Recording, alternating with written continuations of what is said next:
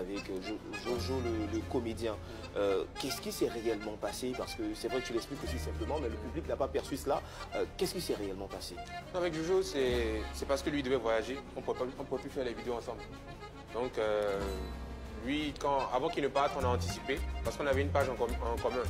Donc, on faisait des vidéos à deux. Donc, s'il est à l'extérieur et qu'on a fait des vidéos, il y aura un peu trop de...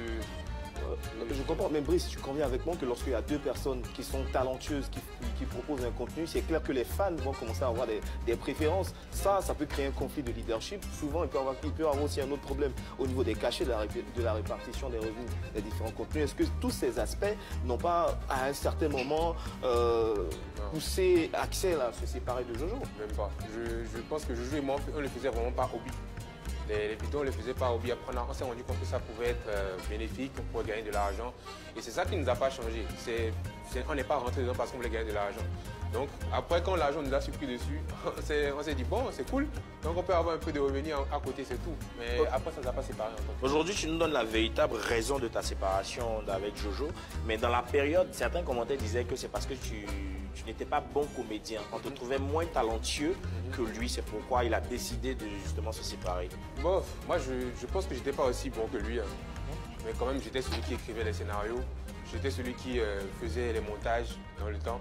Donc moi, je pense qu'il y avait c'était une complémentarité de malade.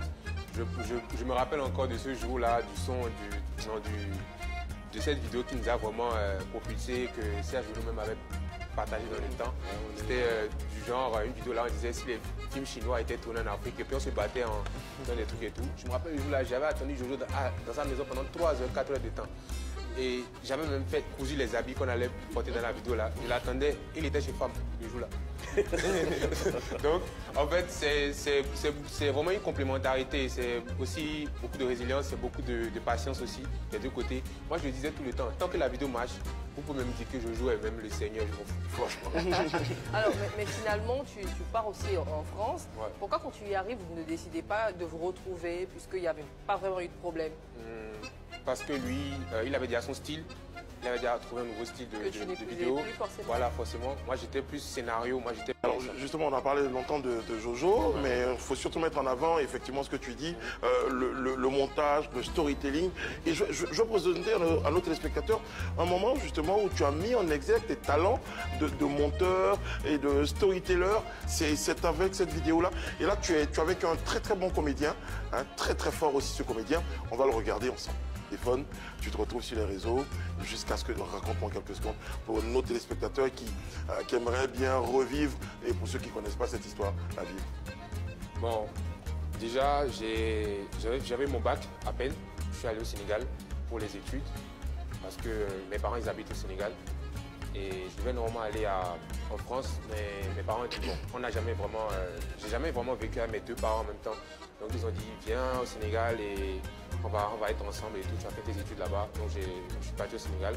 Et arrivé là-bas, je me suis rendu compte que j'avais une très bonne connexion Internet, mais que je n'utilisais pas vraiment à bon escient. Et j'ai tout de suite commencé à faire des vidéos de danse, parce que déjà depuis la classe de 6e, CM2, je faisais déjà du théâtre, je faisais déjà de la danse.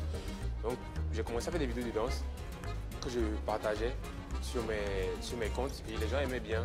Et j'ai fait la rencontre aussi de Jojo, le comédien, qui était dans la même classe que moi. Et comme par hasard, on a commencé à faire des vidéos ensemble. Et les gens ont dit que vous avez un bon feeling et tout, faites des vidéos ensemble, pourquoi pas, ça peut peut-être marcher. Et on a commencé à faire des vidéos ensemble et ça a donné ce que ça a donné. Et au fil du temps, Jojo, lui, devait aller à Paris parce qu'il devait continuer à Paris. Donc on s'est dissocié un peu, on a essayé de faire en sorte que ce ne soit pas trop vous avez cassé, non, plutôt on a essayé de diviser pour mieux régner, comme le disent peut-être.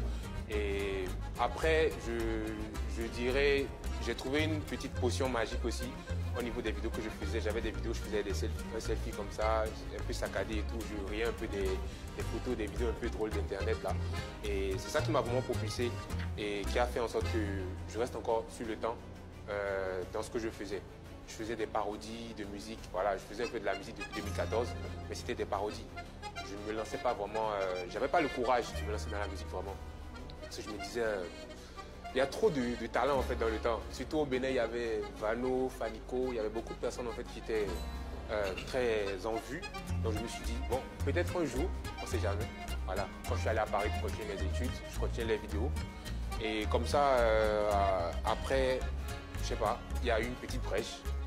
Et j'ai foncé dans la brèche. Et ça marche.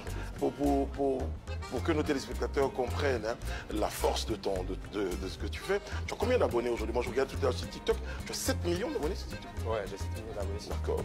Wow, c'est pas mal. Hein. C'est pas mal.